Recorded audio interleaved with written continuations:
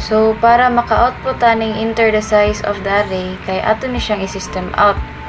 So kaning output makita na to siya diri sa line 38. So system.out.print then enter the size of the array. So gi-system out man to siya, so ma-print na siya dito sa output. Then para maka-enter ta sa size array, ato siyang storean og value. So after ning system.out, then follow siya diri sa line 39. So int size equals scanner dot next int. Since nang gamit nato kay mga numbers man, so int ato ang gigamit. So gi-enter na to dire kay 5, which is ang size ni array. So after na kay pa-enter na sa taga ng 5 elements for the array. Then kana kay ato sana siyang gi-system out, then gi-storean og value. Then after na kay mo result ni siya sa kaning element 1 2 3 4 5. Then para maka-output sa ta na kay musud ta ning for loops. So 4, then int I is equals to 0. So ang yang value ni I kay 0 kuno diri sa initialization. Then after na kay sa condition. So si I kay less than ni size, since ang value ni I kay 0 man. So ang atong size kay 5. Then 0 is less than size 5. So mukuan siya, true siya. Pero dili pa ta mo proceed diri sa kaning iteration. So before ta mo proceed sa iteration, musul sa ta diri sa sa statement. So si I kuno kay plus na tug 1. So mahitabo kay ang size ay ang value ni I mahimo na siyang 1. So after aning statement, proceed diri sa sa kaning iteration. So gi pre-increment niya si I. So diri sa initialization, ang katong value ni I nga 0 mahimo na ning 1. So 1 is less than 5, true gihapon. Then sud na siya diri sa sa statement. Then iya na sang giplasan og 1 si I.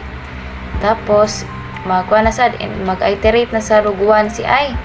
Then sa initialization mo plus na sa 1, so mahimo na siyang 2. Then 2 less than 5, true gyapon. Then so on and so forth hantod nga ma-reach niya ang element nga 5. So para di ay maka-input aning 5 ka elements, which is atong ginput kay 1 3 4 2 6, kay ato di siya kaning butangan og value. So store na siya value. So ang atong way nga pag-store sa value kay si R dayon open and close nga kaning diamond operator, then gisud si I equals scanner.next int, then open and close nga parenthesis semicolon. Then after ana kay mag-system out na sa ta para ma-output nato ni si enter the value to search. So for example, lang akong gibutang diri kay 7. So inigaho man ana, ika-enter na mugawas na po ni siya si enter L for linear search, then B for binary search.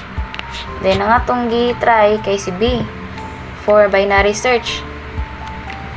Then kay 7 man atong gipa-search nga value, then ni-result siya og value not found. Kay ngano man, kuha naman atong gibutan diri sa element kay 1 3 4 2 6 nya wala may 7 diha. So pasabot ana kay wala siya nasud sa index ang 7.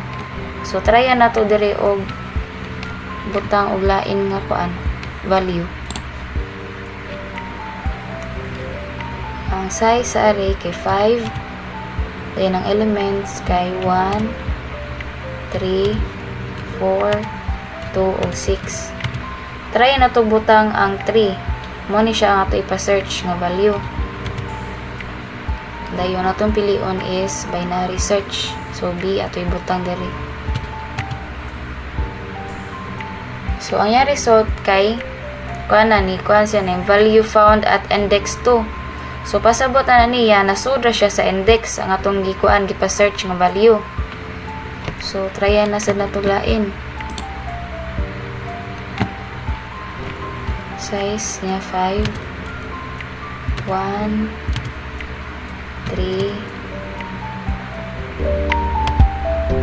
4, 2, 6. Atong i-try diri og butang kay 2. Dayon L for linear search. Then yung result kay value found at index 3. So gyapon siya sa index. So kung ang kuan diyan niya kung magbutang ka diri og value nga lapas sa 6 or maingon ba kag kuan 7, 8, 9, 10. So automatically mo result siya kanang kuan value not found kay nalapas naman siya sa index. So mo to siya.